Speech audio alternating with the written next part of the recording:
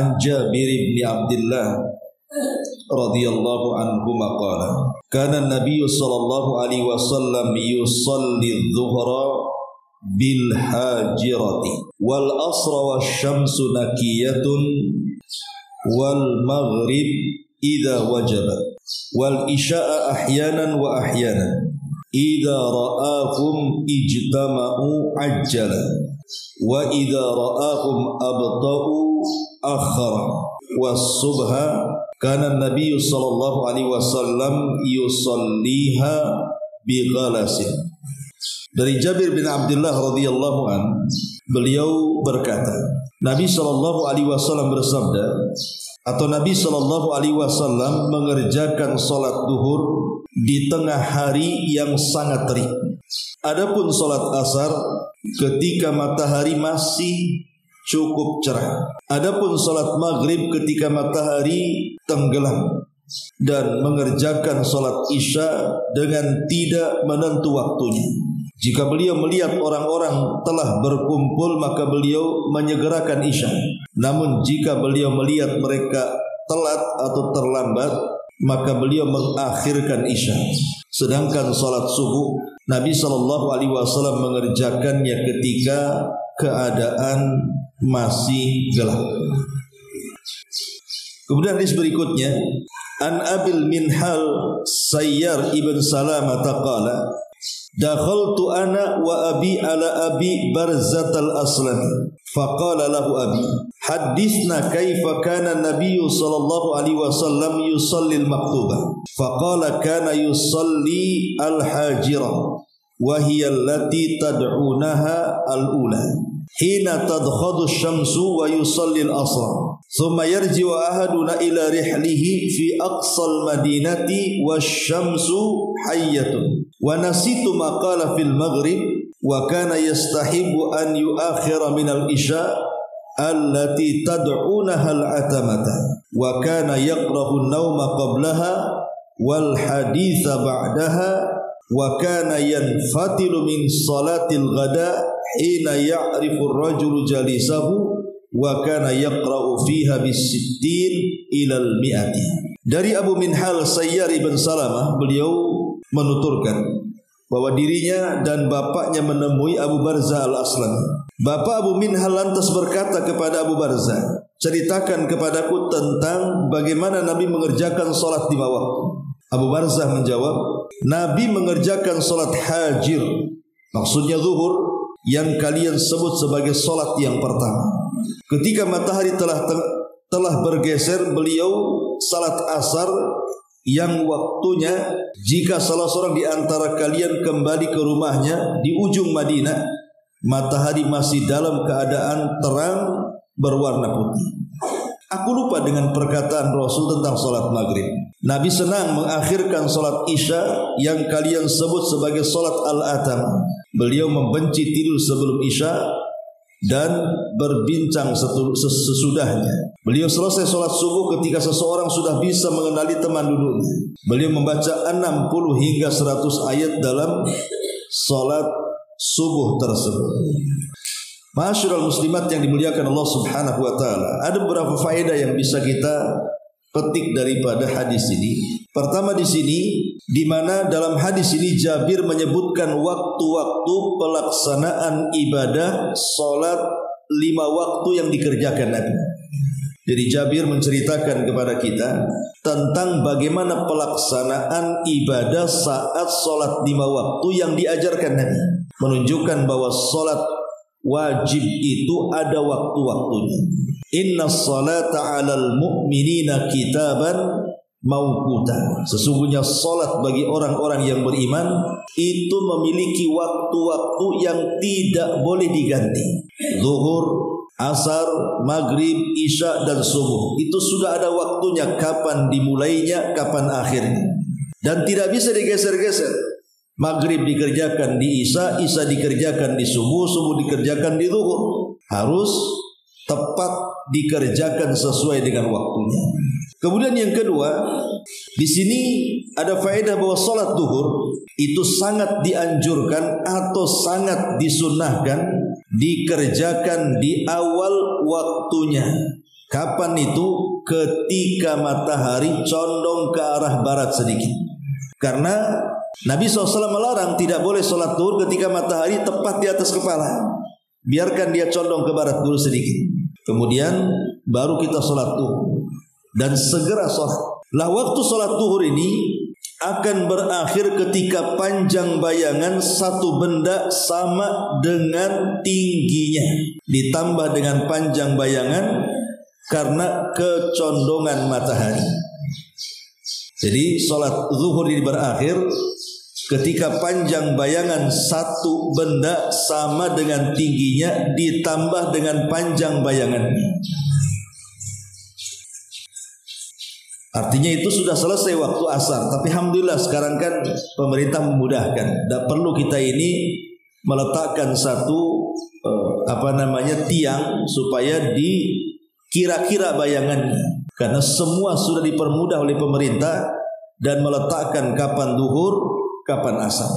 Kemudian saat kondisi cuaca yang panas, maka disunahkan menunda pelaksanaan sholat duhur. Jadi kalau memang di musim panas kayak di Saudi, Yaman atau negara-negara Timur Tengah itu kan kalau panas kan beda dengan kita di sini Bu ya. Jadi panas jenisnya ekstrim gitu ya sampai membakar kulit. Sehingga ditekankan kalau memang di musim panas yang ekstrim sebaiknya boleh menunda pelaksanaan sholat duhur hingga suhunya sedikit meredah. Karena ada hadis yang mengatakan panasnya di waktu zuhur itu salah satu adalah min fai'i jahannam, dari panas jahanam yang melesat ke bumi. Tapi kalau dalam kondisi tidak panas gitu ya ngikutin waktu saja, tergelincir matahari, sholat dan itu. Tapi kalau memang lagi panas ya, karena ada musim-musimnya panas, maka kita boleh mengakhirkan sedikit sampai minimalnya meredak panasnya. Kemudian sholat asar disunahkan dikerjakan di awal waktu. Kapan itu? Saat matahari masih terasa panasnya ke badan kita. Adapun sholat maghrib juga disunahkan dikerjakan di awal. Kenapa? Karena sabda Nabi SAW di sini, wal maghrib idza wajabat. Dan ini juga ada isyarat bahwa sholat maghrib itu tepat waktu, berbeda dengan asar. Kalau asar tidak mesti tepat waktu. Isya ya, bukan asar, isya. Berbeda dengan isya. Kalau isya itu tidak mesti tepat waktu, karena Nabi SAW juga melihat jamaah. Jadi kalau dia ke masjid kok jamaahnya agak lambat, maka Rasul akan melakukan sholat isya itu tengah malam. Tapi kalau melihat jamaahnya sudah kumpul, maka Rasul SAW akan menyegerakan. Makanya kalau seandainya seseorang kemudian telat mendapatkan sholat jamaah isya, anggaplah makanya ada tamu, kita kedatangan tamu, kita boleh kemudian mengakhirkan isya kalau ada tamu gitu. Tetapi kalau bisa jangan sampai jamaah lewat, keutamaan berjamaah sholat isya lewat, dan jangan sampai keutamaan waktu juga lewat. Artinya kalau memang kita sudah lewat sholat isya gitu ya, karena ada tamu, maka lakukanlah sholat isya itu di pertengahannya supaya mendapatkan keutamaan waktu gitu maksudnya. Nah ini juga diantara faedah daripada hadis ini. Adapun subuh disunahkan dilaksanakan pada saat masih gelap gulita. Dan ini sudah kita bahas kemarin tentang apa itu makna golas. Ma'asyiral muslimat yang dimuliakan Allah Subhanahu wa taala. Kemudian hadis Abi Minhal nanti kita akan jabarkan sedikit. Hadis daripada Abu Minhal, ada beberapa faedah yang disebutkan para ulama. Pertama, ta'addub as-saghir ma'al kabir. Kita diajarkan orang kecil itu punya akhlak kepada orang besar. Karena di sini dari Abu Minhal Sayyar ibn Salamah dia berkata, aku bersama ayahku pernah masuk menemui Abu Barzah al-Aslami. Lalu ayahku bertanya kepadanya. Ini menunjukkan apa? Adab orang kecil menghadap orang besar. Ya, ada adabnya di situ. Baik umpamanya secara umur ataupun mungkin secara pangkat gitu ya. Kita hormati, hanya sebatas menghormati. Kemudian yang kedua, musara'atul mas'ul bil jawab idza kana arifan bihi. Dianjurkan kalau seandainya kita ditanya dan kita tahu dengan jawabannya, jangan diam saja, segera dijawab. Sudah tahu jawabannya, main-main besok kan gitu, nggak bisa ya. Jangan seperti itu. Kalau kita tahu jawabannya, kita jawab. Itu sunnah hukumnya. Kemudian yang ketiga, hirsus salaf ala ma'rifati sunnah min ajli ittiba'iha. Bagaimana semangat kaum salaf untuk mengenal sunnah karena ingin mengamalkannya. Sebagaimana di sini Abul Minhal ya, berkata, aku bersama ayahku pernah masuk menemui Abu Barzah Aslami, kemudian bertanya soal pelaksanaan sholat itu. Kemudian juga yang keempat, keterangan tentang awal waktu sholat yang 5. Dan dalam hadis Abu Minhal ini didahulukan dengan sholat duhur. Kenapa? Karena sholat duhur itu sholat yang pertama kali dikerjakan setelah peristiwa Isra dan Mi'raj. Rasul itu ketika Isra Mi'raj, maka diwajibkan kepada dia atau diperintahkan kepada beliau alaihi salatu wassalam untuk melaksanakan sholat 5 waktu. Lah sholat yang pertama dilakukan Rasul pasca Isra Mi'raj, sholat apa? Sholat duhur. Itulah sholat yang pertama kali dilakukan. Baru kemudian asar, maghrib, isya, subuh, balik lagi ke zuhur. Kemudian juga dalam hadis Abi Minhal sini, bayanu anna Nabiya SAW kana yusalliha fi awali waqtiha adal isya. Dalam hadis Abi Minhal ini, semua solat wajib dilakukan tepat waktu kecuali isya. Nabi SAW melakukan solat 5 waktu itu dengan tepat waktu kecuali isya. Kalau melihat sahabat kumpul ya solat, kalau tampak kurang berkumpul maka diakhirkan di akhir waktu, artinya di tengah malam. Tapi selain daripada isya, Rasul menganjurkan untuk tepat waktunya. Kemudian juga di sini keterangan Nabi sallallahu alaihi wasallam kana yusalliha fi awwali waqtiha. Al-afdal min fil isya at-ta'khiru ila akhiri waqtiha al-mukhtar. Yang paling afdal isya itu dilakukan di akhir waktu pilihan. Maksudnya pertengahan malam. Namanya ibu belum isya nih, jam 9 atau jam 10 malam gitu ya. Tapi ibu nggak ngantuk, bisalah kalau bertahan sampai malam. Ya sudah, akhirkan saja isya itu dilakukan di pertengahan malam supaya mendapatkan keutamaan waktu. Kemudian juga di sini ada faedah karahiyatun naumi qabla salatil isya. Makruh hukumnya tidur sebelum salat isya ataupun setelah maghrib. Kenapa? Karena maghrib ke isya itu kan pendek tuh. Jangan dibuat tidur-tiduran. Li'alla yadhi'al jamaah. Sebab tidur ini terkadang bisa melalaikan sholat jamaah. Apalagi rumah jauh kan itu. Termasuk juga makruh hukumnya berbincang-bincang setelah isya, kecuali ada urusan maslahat dunia atau ada urusan maslahat akhirat. Jadi kalau bincangnya itu setelah isya itu mungkin ya bincang bisnis, kan ada keuntungan dunia gitu ya. Atau mungkin bincang akhirat seperti pengajian pada isya, maka tidak masalah. Tapi kalau kemudian bincangnya tidak ada juntrungannya, ngalor ngidul ngetan ngulon tidak jelas, maka itu yang dilarang. Dilarang berbicara seperti itu setelah sholat isya. Masyaallah muslimat yang dimuliakan Allah Azza wa Jalla. Kemudian juga di sini ada kalimat atama, sehingga ulama mengatakan sholat isya juga terkadang disebut sholat al-atama. Sholat al-atama. Dan yang terakhir keutamaan ataupun faedah hadis ini adalah fadilatut tatwilil qiraati fi sholati subhi. Disunahkan dipanjangkan bacaan ketika seseorang menjadi imam atau menjadi makmum di sholat subuh. Karena di antara 5 waktu sholat itu yang dianjurkan dipanjangkan bacaan ayatnya adalah sholat subuh. Kenapa? Karena di situ disaksikan para malaikat.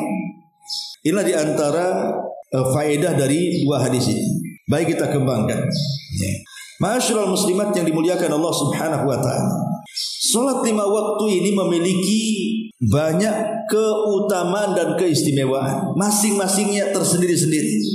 Maksudnya maghrib ini keutamaannya, kemudian isya itu keutamaannya, kemudian subuh ada lagi keutamaannya, kemudian zuhur ada lagi keutamaannya, dan begitu juga asar. Ya. Lalu apa saja keutamaan-keutamaan yang Allah anugerahkan kepada sholat 5 waktu itu?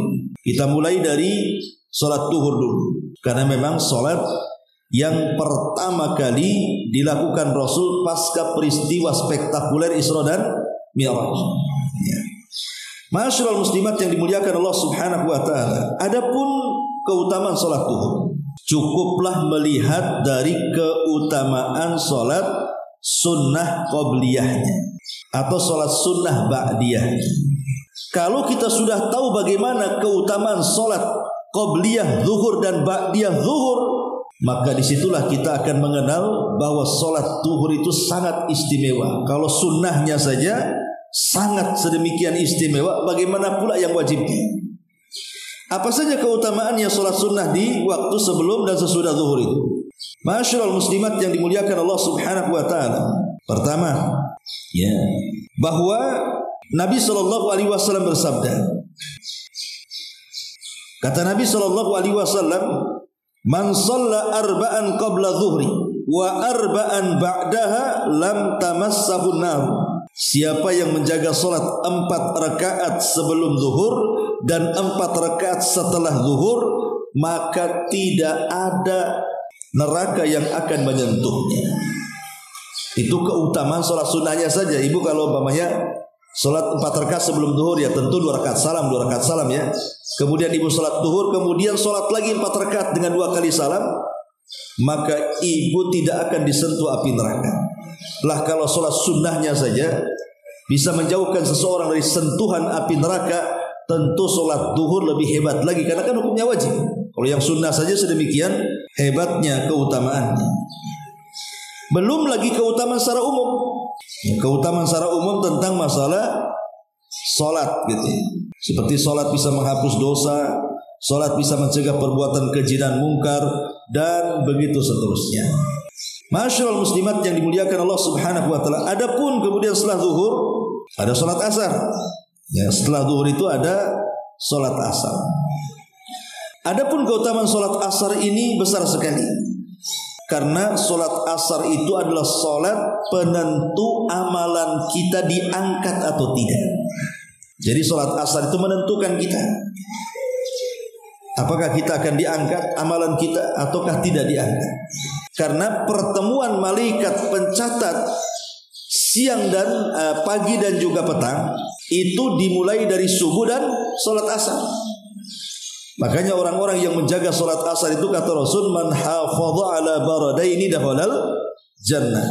Barang siapa yang berusaha untuk menjaga 2 barad, maksudnya 2 salat dingin, kemudian Nabi SAW mengatakan maka dia wajib masuk surga.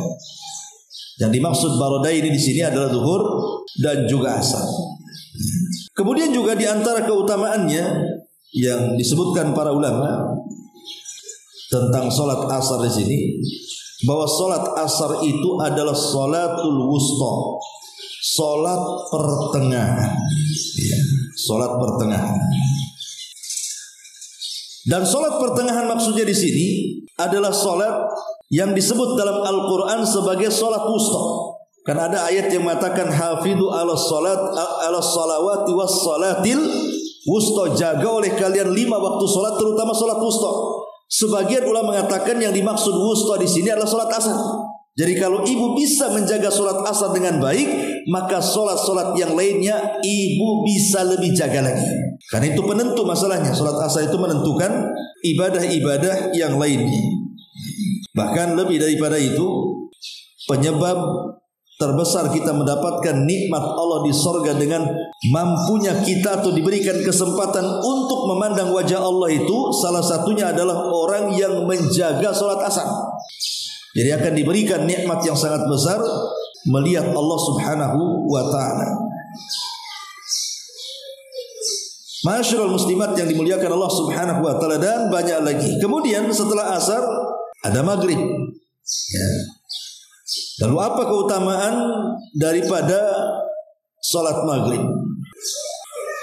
Adapun bicara tentang salat maghrib ini kan memang waktunya itu sangat singkat. Karena dia kan dekat dengan Isya itu singkat. Makanya sebaiknya jangan sampai kemudian kita mengakhir-akhirkan waktu maghrib sehingga tanpa sadar masuk ke Isya gitu ya. Nah, disebutkan dalam sebuah riwayat, orang-orang yang bersegera melaksanakan sholat maghrib dan tepat waktu, itu akan mendapatkan keumuman, keutamaan. Di antaranya Nabi SAW mengatakan bara'atun minnar wa bara'atun minan nifaq. Maka dia akan terhindar dari neraka dan akan terhindar dari perbuatan nifaq. Dan sholat maghrib ini memiliki sholat sunnah juga. Ada sholat sunnah rawatib ba'diyah, ada sholat sunnah nawafil qobliyahnya. Jadi qobliyah maghrib itu bukan rawatib, itu sholat nafilah namanya. Bisa dilakukan, bisa ditinggalkan sesuai dengan kondisi. Tapi kalau setelah maghrib itu ada rawatibnya di situ. Ada rawatibnya 2 rakaat. Dan Nabi SAW dijelaskan saat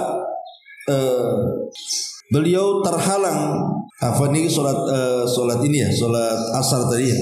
Nabi mengatakan dalam hadis ini tentang solat maghrib adalah solat awal salati, pertama salat fa'alahan Nabi sallallahu alaihi wasallam, yang Nabi sallallahu alaihi wasallam lakukan ba'da al-Isra'i wal Mi'raj, setelah dia melaksanakan peristiwa Isra dan Mi'raj.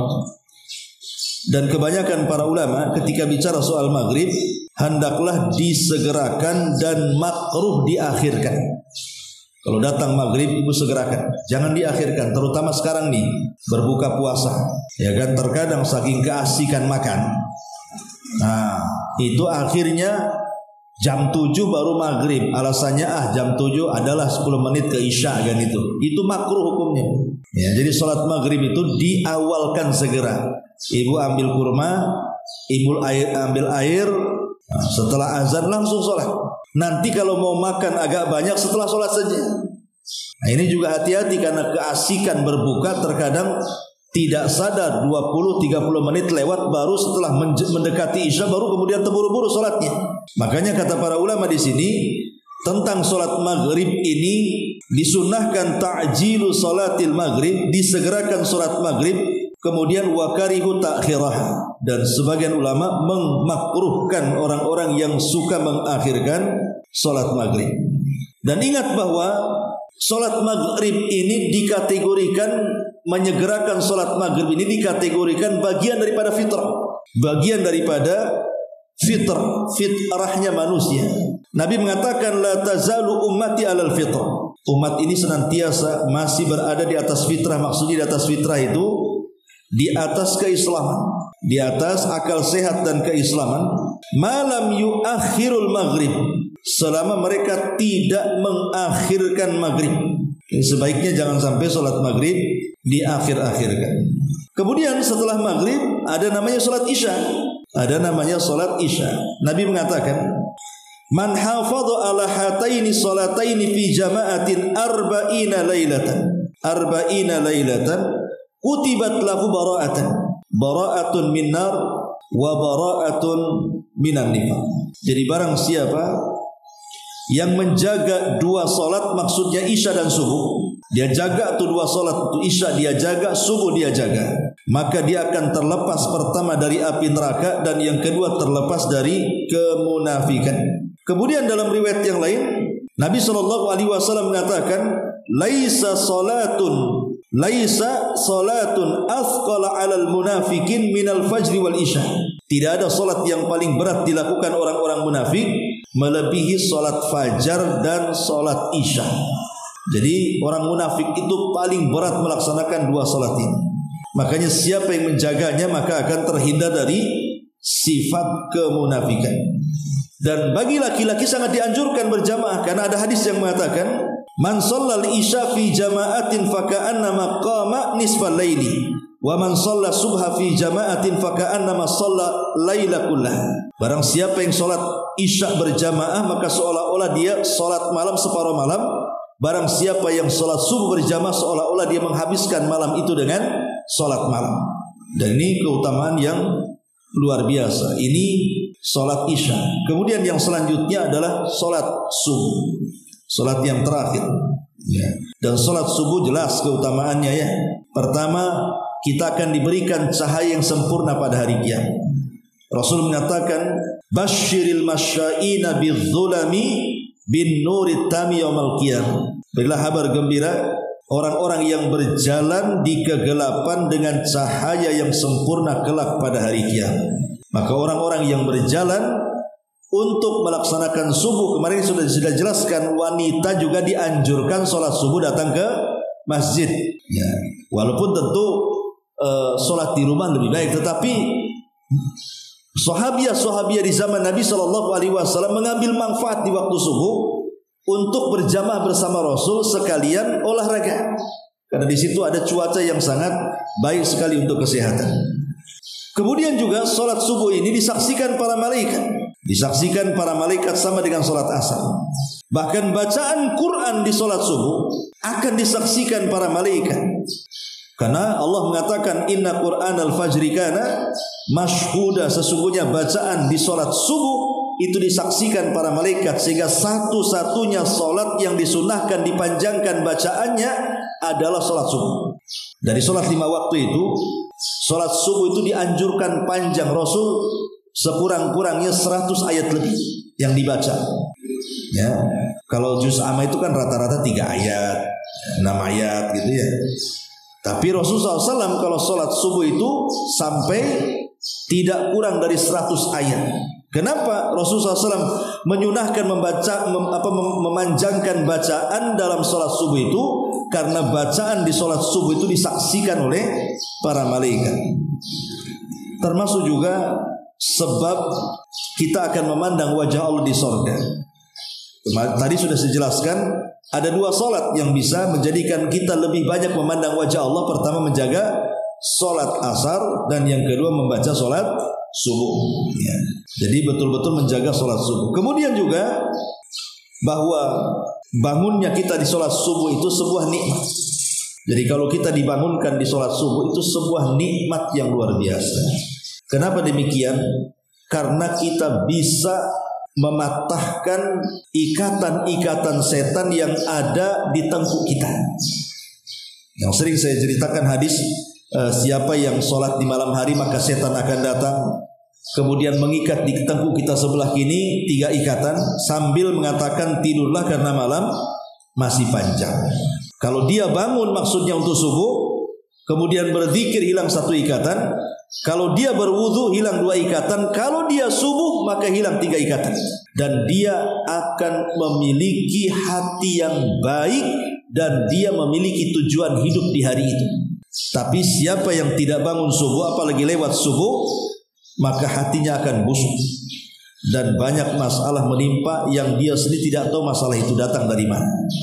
Ya, makanya kenapa kemudian sholat subuh itu luar biasa. Sampai Anas bin Malik radhiyallahu anhu apabila diingatkan dengan satu peperangan dalam Islam namanya perang Tustar, itu menangis. Kenapa?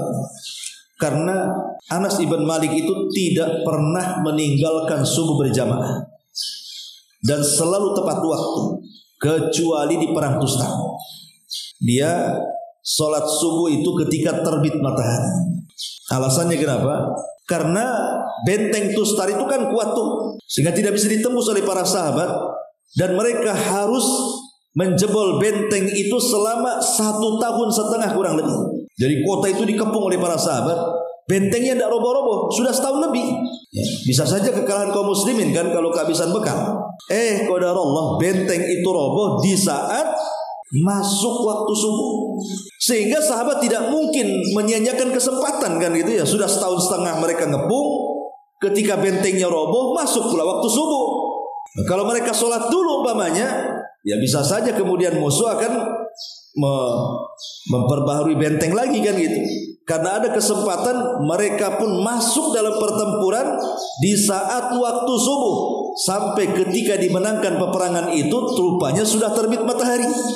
Lah sahabat belum sholat subuh, langsung mereka pun setelah menang terbit matahari meninggi 1 tombak, maka mereka pun sholat subuh di luar waktunya. Itulah yang selalu ditangisi Anas bin Malik. Padahal sebenarnya melaksanakan sholat di luar waktu itu dibolehkan kalau ada uzur. Contoh mamanya Nabi pernah mengakhirkan sholat asar di waktu maghrib. Kenapa? Karena sibuk jaga parit kan dalam perang Ahzab itu.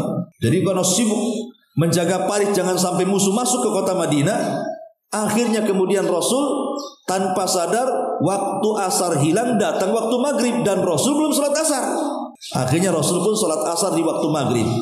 Lah hukum sholat asar di waktu maghrib kan tidak sah, karena sholat di luar waktu kan. Tapi dalam kondisi-kondisi tertentu boleh. Ya. Buktinya Rasul pernah melaksanakan asar di waktu maghrib karena memang kondisinya sedang perang. Lah apa yang dilakukan Nabi itu kan persis dengan apa yang dilakukan Anas bin Malik tuh.